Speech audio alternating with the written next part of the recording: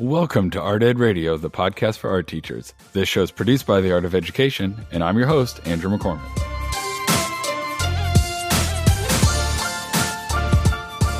So a few weeks ago, Tim and I did an episode about finding our biases as teachers.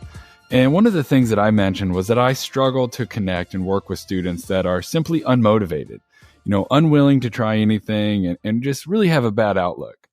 Now, this is a behavior thing, and we can kind of chip away at this. But it did get me kind of thinking about another type of student who we as art teachers can struggle with. And this isn't the apathetic student or the unmotivated student. It's similar. That's a similar type of student that I'm thinking of, but it is a little bit different. And that is the unimaginative students. Students that can't seem to ever think of anything to do. They can never come up with ideas. Or maybe they always just seem to settle on the most basic, simple, obvious idea that they came up with. We all know these students. Can't you just tell me exactly what you want me to do and tell me preferably so that I can get an A? That's what I want. Those students can be really frustrating. So I thought about teachers out there who can eloquently talk to how they deal with students who don't seem to have an imaginative fiber in their body. Or, put it another way, it was probably drummed out of them by education at some point. So who are teachers that can speak to how we rekindle that imaginative spirit in our students? And I instantly thought of Melissa Purtee. When I think of motivating and reaching an uninspired or unimaginative student, I know that choice-based approach is probably a no-brainer. It just makes sense. Open it up, find some of your students' interests and passion. And if they don't have any, think about ways to reignite and cultivate that lust for life, that creativity. When I think about people out there killing it in the choice-based art education world, Melissa and her partner in crime, Ian Sands, are at the forefront. Not sure if you knew this, but they recently wrote a book, The Open Art Room by Davis Publications. It's a great book to add to your arsenal of choice. There's tons of practical tips and really big picture ideas to get your students out of their unimaginative rut that they might be in. So while you're heading online to check out Melissa and Ian's book, make sure you head on over to theartofed.com and check out AOE's course, Choice-Based Art Education. It's a 3-credit course and it begins at the first of every month. It is chock full of resources, ideas, strategies, and you get to learn alongside other inspiring art teachers and AOE instructors. So head on over to theartofed.com and check out this course and all the other great classes under the courses tab. All right, so let's get Melissa on here to see if she can help me make some progress with some of the unimaginative and creatively timid students that I have.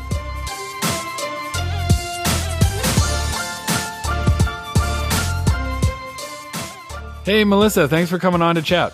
Great to be here, Andrew. Tim and I had kind of a weird conversation a few weeks ago about biases, and I kind of can't let that one go. We kind of talked about certain kids that were a little bit tougher to teach, maybe some kids that we struggled to reach because of our own hangups and issues. And I actually wanted to kind of give you a shout out and set the stage here a little bit. This idea actually started last summer when I was chatting with you at some point, and I was kind of telling the story about, I once had a student call me out on my own sort of biases towards science fiction and fantasy with a lot of the projects and ideas that I do. And she said, I just don't like science fiction and fantasy. And I was kind of blown away by that. And I said jokingly in the story, I'm like, I'm kind of biased against kids that don't have any room in their hearts for fantasy and science fiction and make-believe and imagination. And you chimed in and you were being pretty serious because I was kind of joking. And you said that unimaginative students can be a real challenge to teach. And it made me kind of pause a little bit. So I want you, I wanted to invite you on and I wanted you to describe to me a student that you that you think fits this mold, someone that's not very imaginative. And how do they look in sort of your classroom or a typical classroom? Well, for me, for about half a year, it kind of felt like all my students. I started out teaching in elementary school, and I had a choice-based tab teaching for artistic behavior program up and running for 3 years. That was amazing. It was a joy to go to work every day. I decided to take a job at the high school, And I really thought it would be like my elementary classroom, but like better. Like the kids would come in and they'd be like, hello, Mrs. Purtee, I have this amazing idea. Thank you for facilitating the space for me to make it. I mean, I really thought that it was going to be like that. And so, teaching high school was a pretty rude awakening for me. Like the imagination and like the soul of my classroom was gone. So when you said that, it really resonated with me. And it was hard. It took me a while to figure out how to tap in to kind of the imagination that high schoolers still have, but I kind of feel like have suppressed. That's really interesting. I didn't know at the time that this kind of was right around the time when you moved from elementary to high school. Mm-hmm. Do you think that some of that is just the nature of secondary students kind of coming up through the system K-12 without an art education program that sort of feeds and keeps alive that imagination? No, I think most of these kids had, they don't have art consecutively. I'm sure that would help. But I think it's a product of our testing culture and our public school systems. Kids are taught to, quickly identify the right answer and bubble it in on a Scantron sheet to, pass the test with the right grade. And that's kind of our mentality. Teachers, have to, and certainly in the general education classroom, have to do some teaching to the test, right? And a lot of that is, telling kids what the correct answer is. And I feel like there's a lack of comfort in exploring in older students that I found just really shockingly different than elementary kids. Okay, so I don't know how I want you to answer this next one because you could make me feel really great or really bad, but if you make me feel really great, then maybe I'm actually still kind of sad. Did you fix it right away or did it take, a really long time? Because if you fixed it right away, then I'm going to feel horrible that I haven't been able to do that, but I kind of hope you do because I like you a lot, Well, it took me a while and I think I'm still working at it. And I hope I always continue to work at it and get better because, kids evolve and change and so does teaching. But I figured out some stuff that works pretty well for my high school students. In terms of being unimaginative, I feel like a lot of it is fear of not knowing what to do and a lack of comfort with ambiguity. A lot of what I do in my classroom is teach them how to make decisions. And I use something called an artistic thinking process. And it's based on the design process. So I start with the inspiration stage and introduce them to different ideas. Eventually, I'd like them to come up with their own, but I start out by giving them those. And then I teach them how to develop those ideas in a number of different ways by maybe researching or sketching or just doing some listing, finding resource images, doing different things to develop their ideas with the goal of being ready to, make something and then making their work and reflecting on it. So what I found is that teaching students different techniques, especially for developing ideas, really supports creativity. So instead of feeling like lost, they have a plan. That's really interesting. So that's really a great kind of process to build that. Do you think it? Well, so when you first kind of dove in and you had all these kids, and I've had that moment where it's like, whoa, this is a real rude awakening or a disconnect. Mm-hmm. Did some kids take to it right away, and some have just taken a lot longer, or did they kind of move in mass, like they all slowly started to get it, or did you have some that were like, oh, I've been waiting for this. I've been waiting for this like opportunity to be expressive and creative and imaginative. And I just never had been given the license to do that yet. You definitely, I feel like always as a teacher, have kids that are, really like kind of like natural art kids that draw on their own and are deeply passionate about it. And those kids, I think, are going to be fine regardless often. Once the idea of the artistic thinking process was up and running and kind of introduced slowly, It's gone pretty well for the most part. Actually, this year though, I've had some students who have been kind of reluctant, and I had to kind of go back to the drawing board a little bit. And what I realized was that it was a little bit too much information the way I was breaking it down for them. And I ended up making a planning sheet for them to have at their table that they could circle each of the stages of the artistic thinking process that they were using. And that really helped support them. And then me, I conference with all my kids daily. It made a big difference. I'm really intrigued by conferencing with your students every day. Can you just kind of show or talk about kind of what that looks like, the speed it takes, how much time you give each student? Because I try to do that, and I think I really fail with it. And I feel like for me, because I'm still a little bit more traditional and less choice, I kind of have a list at the beginning of every class period. Like, okay, I want to talk to these 8 kids because they're really struggling. And oftentimes, I wish I could change this, but oftentimes what's struggling is like an inability to turn stuff in. Like, holy cow, like you've just really not been accountable over the last 4 weeks, and I haven't seen much from you. What's going on? And of those 8 kids that I want to talk to, I maybe get to like 4 because there's like kind of unscripted or planned things that pop up. So how do you get to all those kids that quickly who kind of need that help? So my classroom is pretty highly student directed, and kids are normally working with some type of theme or challenge or big idea, but they pick the media to use. So, if you have a kid doing photography and another kid doing painting and another kid, making something out of cardboard, they're all going to take different lengths of time, right?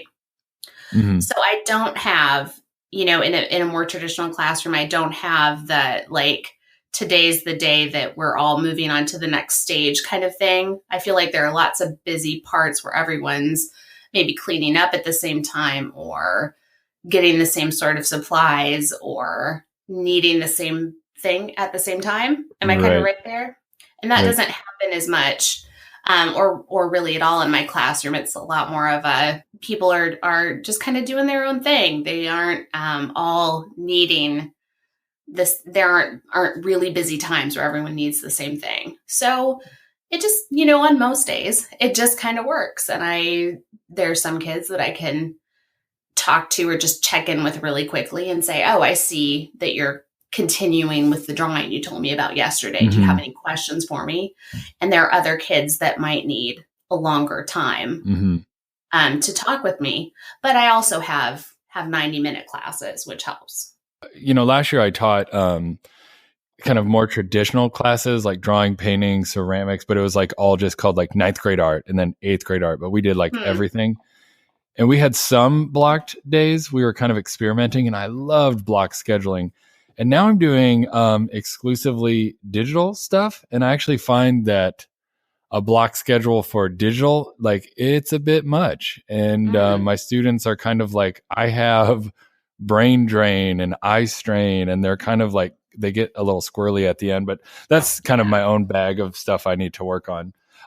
So I kind of want to circle back to something I thought you said was really interesting about how fear is kind of like the underlying cause of this. Because I think that's a really interesting and great point for people to hear, is that, no one probably wakes up in the morning and is like, I want to be really closed-minded today. I'm going to choose that as a mindset, right?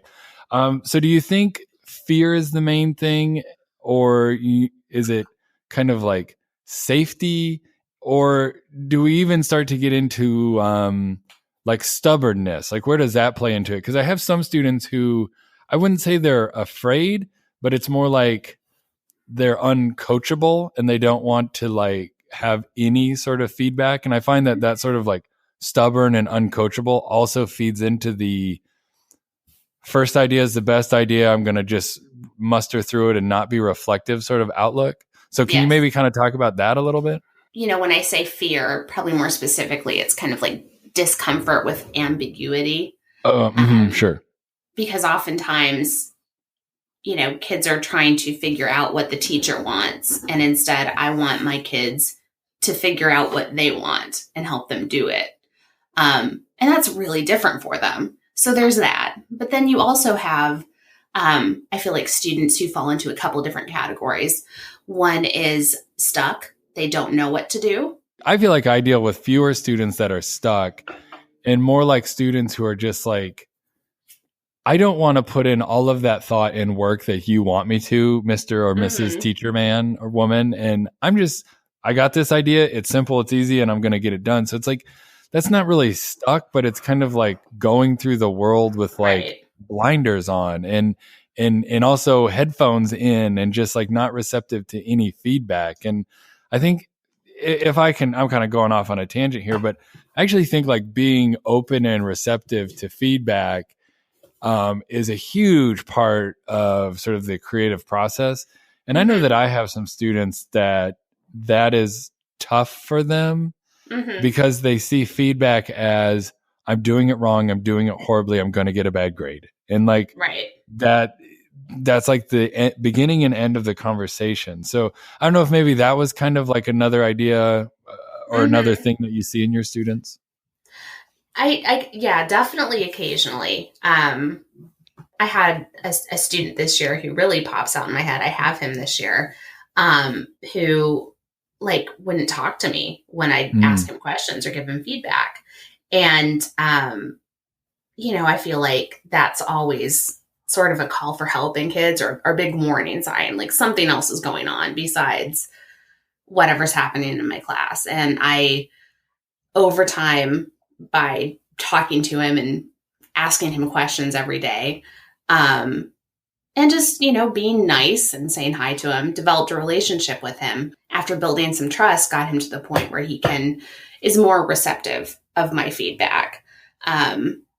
He was making some artwork to show an optical illusion, and he had it. It was, it was an anamorphic illusion. It had to be like folded to look like a ladder, a piece of paper. And he had like sort of reversed where the rungs would be in the image. And so it was like he had been working on it and struggling. It was like 95% of the way there. I said, hey, this looks really good, but I noticed something. Can I tell you? And he just kind of shut down. And the next class I talked to him and showed him a photo I'd taken of it and was able to point it out. And he was receptive. But, in getting to know him better, he's been sleeping on the floor of a room in his house since he moved in the summer. I realized this week he's exhausted and doesn't have a bed. So I feel like a lot of times when kids aren't receptive to things, they might have some other big thing going on in their life. Yeah, I agree with that. And I think, like I said, no one wakes up in the morning kind of saying like, I want to be closed-minded today. No one wakes up and says, I want to be stubborn today, or I want to be defiant today.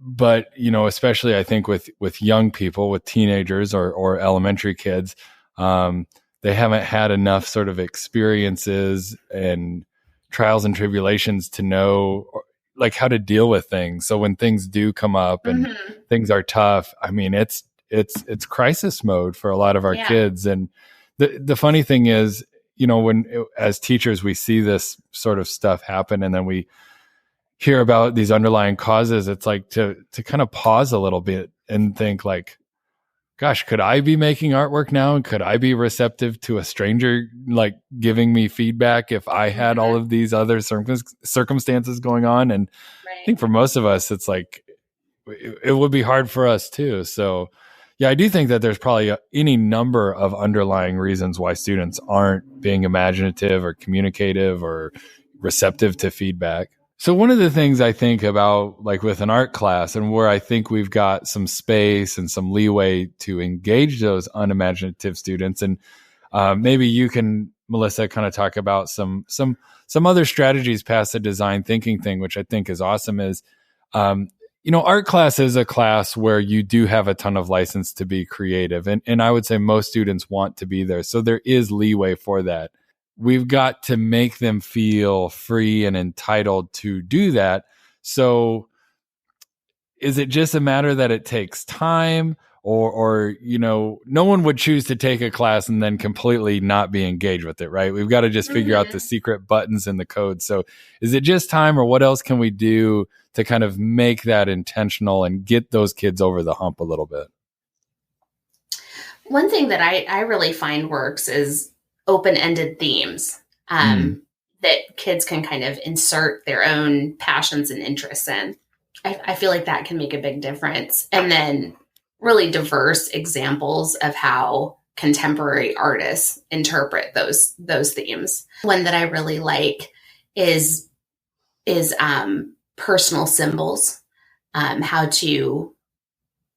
artists work symbolically, which can be taken in so many different directions, right? Also, I've done, work around the theme of current events or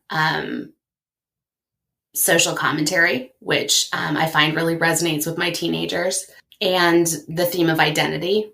So things like that are really open-ended and about things that teenagers are kind of going through and processing anyway, I feel like help them be engaged and think creatively, especially when you give them lots of examples of diverse ways to interpret those themes.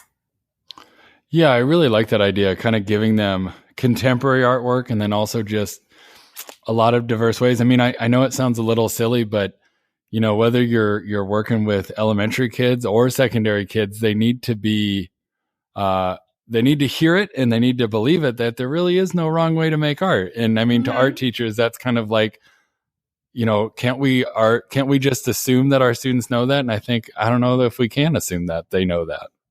No, I don't think we can.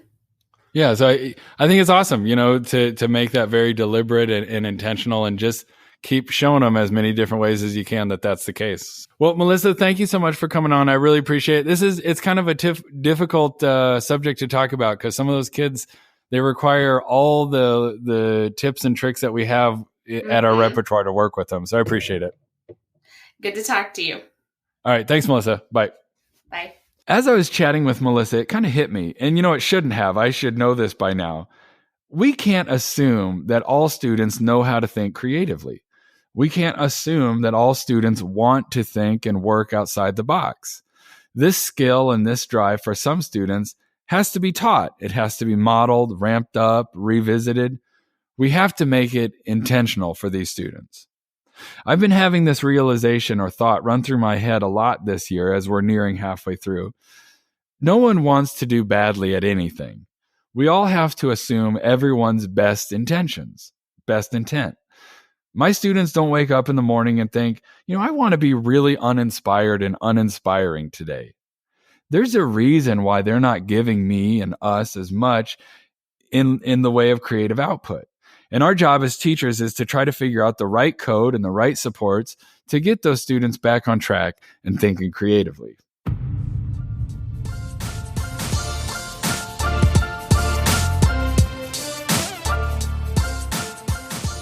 Art Ed Radio is developed, produced, and supported by the Art of Education with audio engineering by Michael Crocker. I just realized you all only have a few more days to head on over to theartofed.com to get some awesome early bird pricing for the upcoming Winter 2018 Art Ed Now Conference.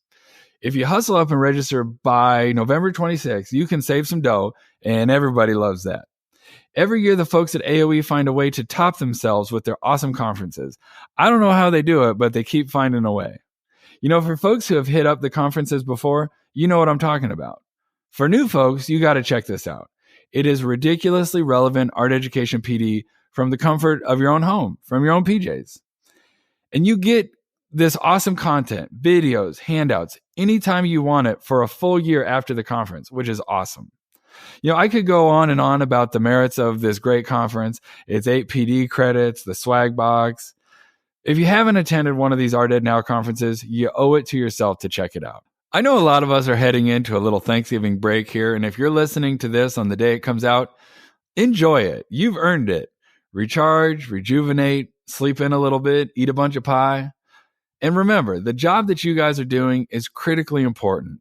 Instilling creativity and a passion for the arts, it's such an important job. And I don't mean to be too cheesy here, but I'm incredibly thankful that I found a job that I love and a job that gives me purpose. I'm thankful to all you amazing folks out there for listening to this podcast and for doing this amazing work that is art teaching. As always, new episodes of Art Ed Radio are released every Tuesday, and additional content can be found under the podcast tab on theartofed.com. All right, thanks for listening.